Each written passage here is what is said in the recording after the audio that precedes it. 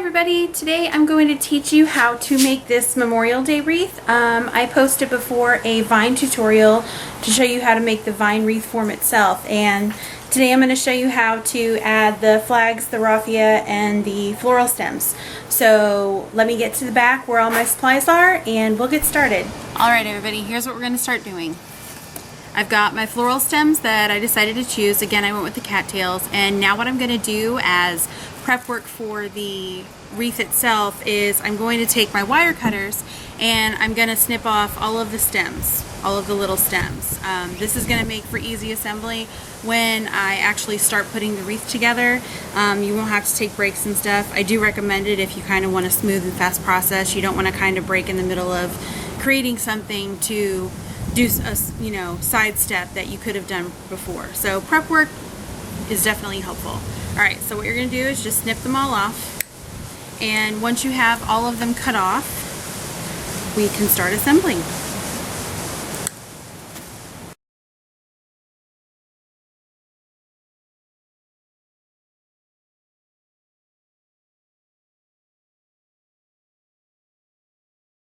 Okay, as you can see, I've got all my floral stems clipped and ready to go.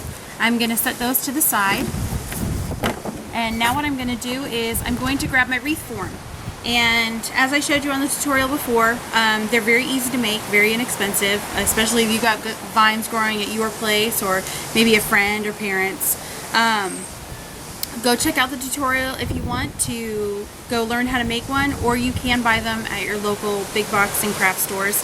They're pretty much everywhere. They're really popular right now. So what we're going to do is we're going to lay that out on the table. I'm going to get adjusted so you can see what I'm doing, and we'll go from there. Okay, so here's what we're looking at. We have our grapevine wreath. And what we're going to do, the first thing that we're going to do is we're going to figure out where we want our flags positioned. Now, like I said, I have some smaller ones along with my big one. You're more than welcome to use different sizes if you want. This is honestly just what I had on hand, okay? So what you're going to do is I take the bigger flag and I'm going to get a piece of my raffia.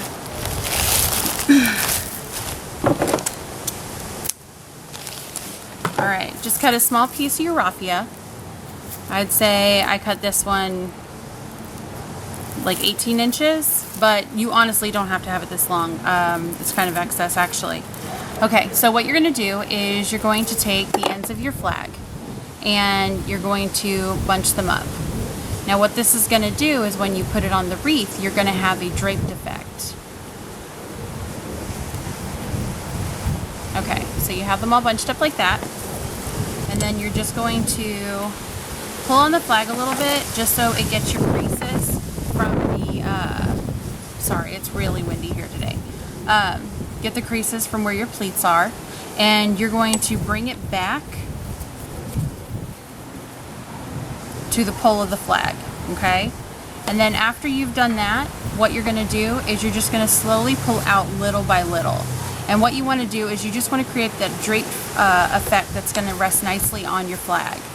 And you're going to have to play around with it a little bit, but it doesn't take much. Okay, so you see how that looks draped?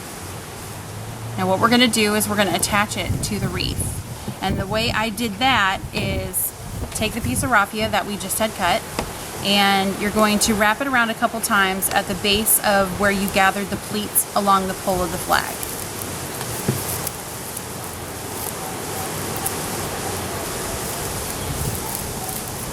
Just give that a little bit of a tie. Nothing complicated.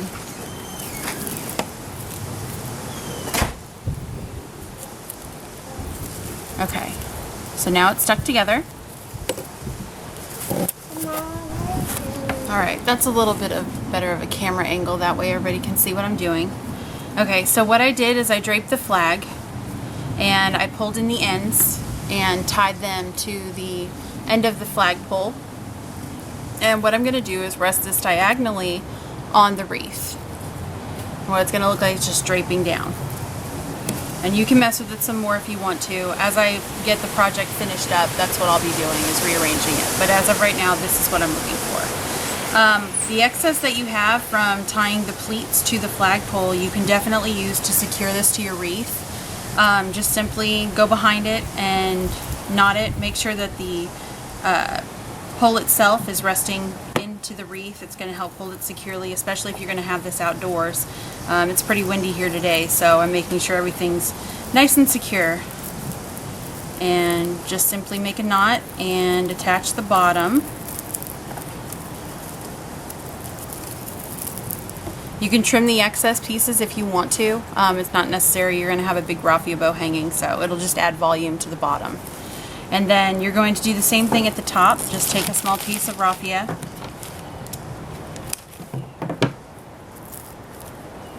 just a little piece, and you're going to secure it to the top. I like to go in between the wreath branches.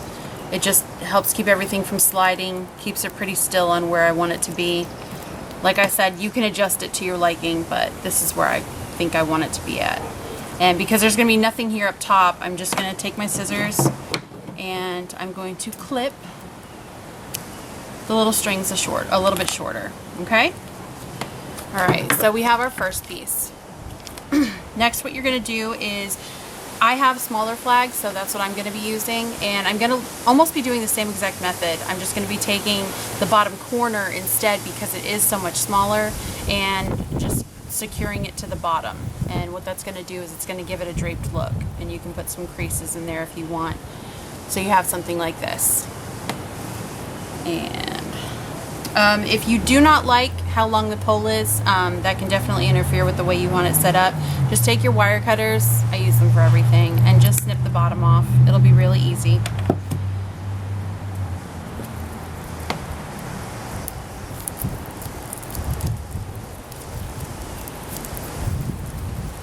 You could also secure these with glue if you wanted to. I'm just using the raffia because it's what I have.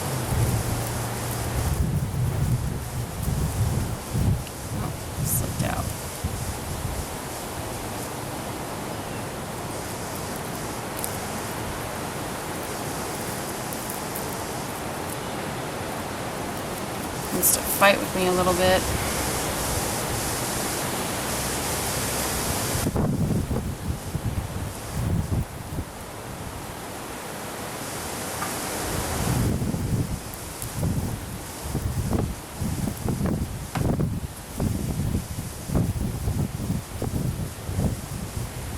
Hot glue would definitely work as well if you wanted to secure them that way. It wouldn't do anything, you know, that you wouldn't be doing with the raffia already. Okay, so what you're going to do is, the little flags obviously don't have much weight to them. What I'm going to do is literally just nestle it into the grapevine wreath. The grapevine wreath is great because with all of the holes and stuff that are allotted in the wreath, you can just literally stick stuff in there, and it holds it really secure. As I build around it, of course, you know, more things will hold it in. But as of right now, I mean, this is completely sufficient to hold this wreath in. Or this flag in, rather. Let's see what we got here. I think I'm going to do one more flag. And I'll do that one a little bit higher. So we're going to do the same thing. Take a piece of raffia, the bottom corner of the flag, and we're going to secure that to the bottom.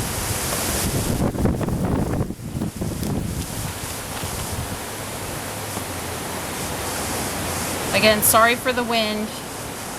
It's really windy today, but with the cool breeze, with May in Texas, I was going to take advantage of it and do the presentation out here.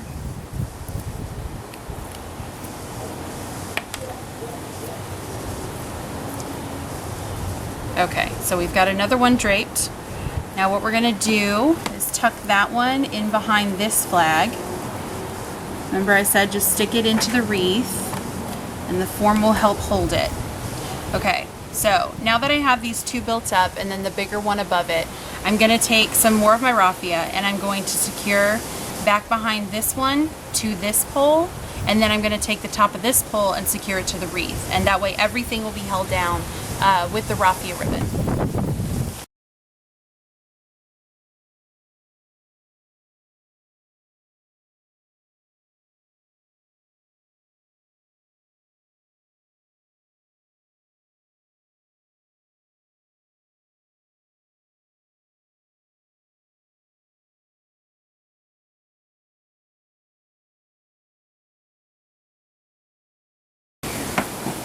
Okay, so this is what we're looking at right now. We've got the 3 flags draped together. You can go in and adjust a little bit more if you want to. I'm pretty happy with where I'm at. So what you're going to do next is you're going to take your raffia and you're going to grab a huge section, because what we're going to do is we're going to make a really full-bodied bow with it. So let me set this to the side and we'll go to the next step. Okay.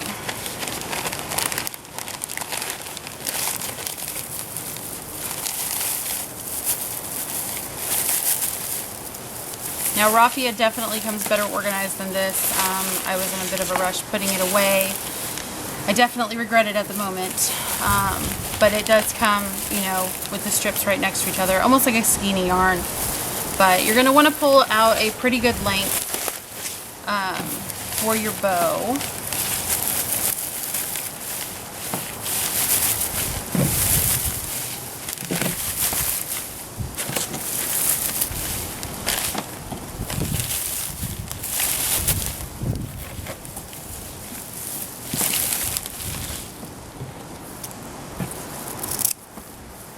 Okay.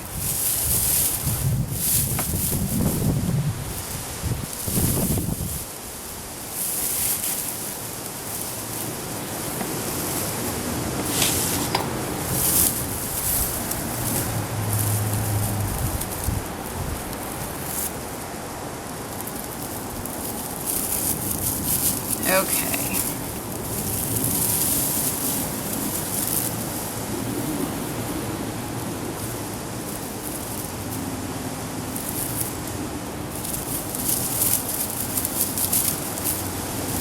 So there we go. We've got a pretty good length of the raffia. You want a pretty good thickness. What you're going to do is take another piece. Make sure it's got some good girth on it, because this is going to be going to the center of your bow.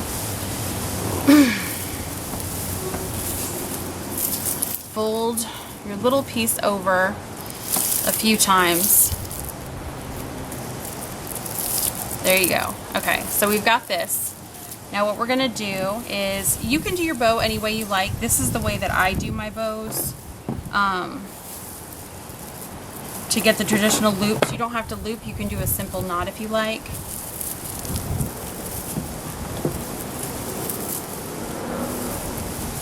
Okay. You're going to take these pieces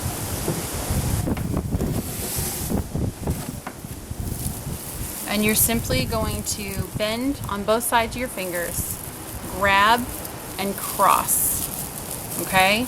So let me do that again. You got the pieces, bend and cross your tail ends. Okay? Where you have crossed and bent, you're going to pull the middle piece and you're going to put it at the center. And just like that, you have a bow formation. Now what you're going to do is you're going to take your piece of raffia that you got out to wrap the middle.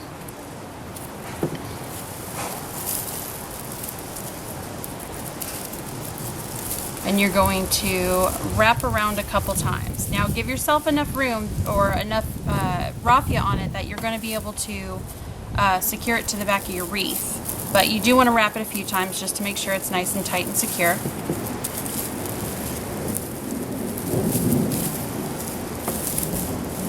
Okay, so we've got the tail ends and we've got the back pieces.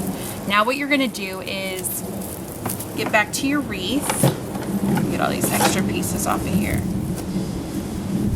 Okay, now where you have all of your flags coming down at the base, you want to put your bow somewhere near there. It's going to, you know, push the attention away from the ends and make the eye travel elsewhere on the wreath. So I'm going to put mine right about here. The reason why I'm going to do that, and I suggest you do too, is I'm going to put the cattails that I have, the floral stems. Don't worry, remember we have to still add those. So I'm going to put the wreath bow right about here, and then we'll start inserting the flowers.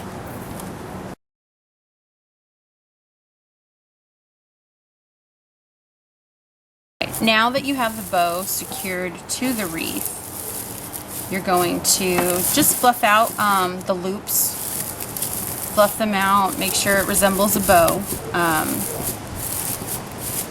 There we go. And then what you're gonna do is you're gonna have a lot of stragglers. It's up to you how long you want them. I like to cut mine down just a little bit. So, and what I do is I like the unevenness. Again, it's all about preference, what you want to do, but what I do is I hold the strand and I just start snipping at different lengths.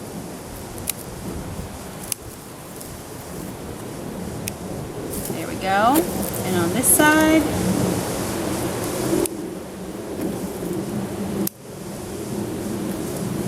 leave that one long.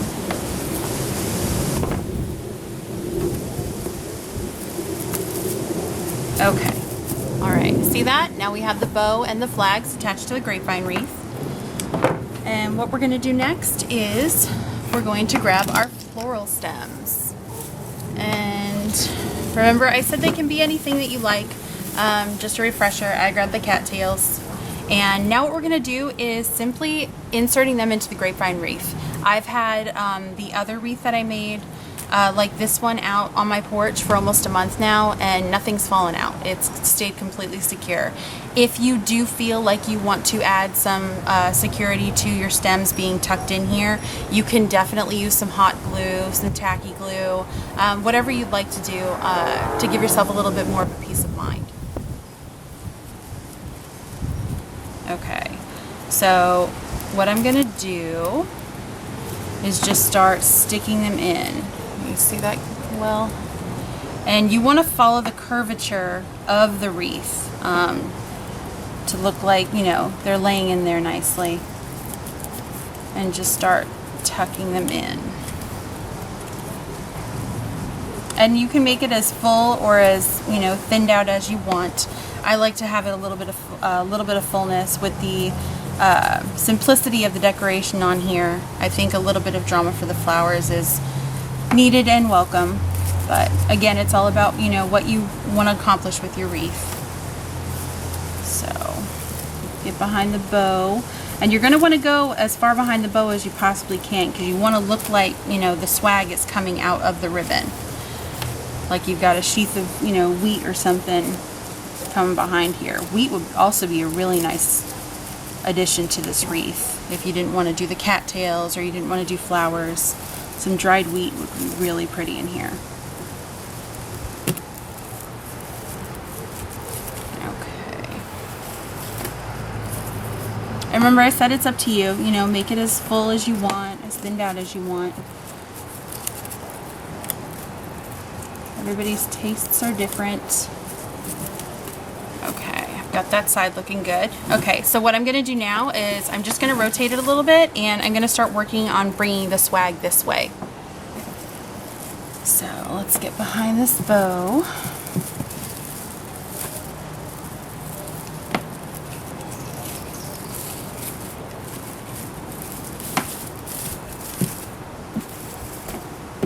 It's coming together nicely.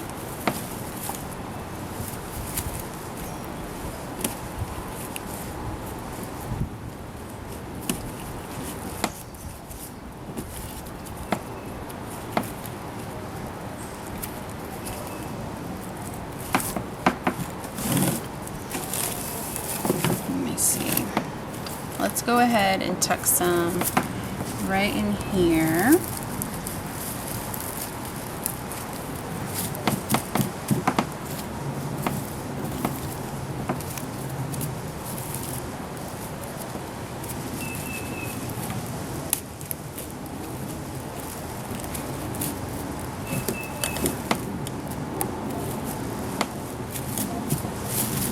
Okay.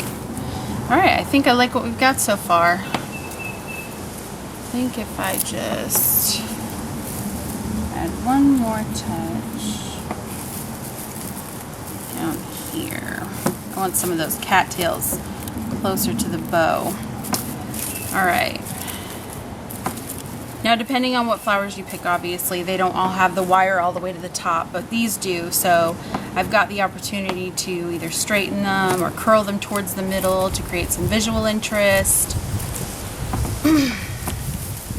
Fray them out a little bit, and I think we are done. Check that out. Pretty excited about that. let me get it on a wall and I will show you guys what it looks like. So hold on just 1 second. Alright, so here it is, all completed. It's got the flags draping on the right side and the raffia bow and the cattails on the grapevine wreath.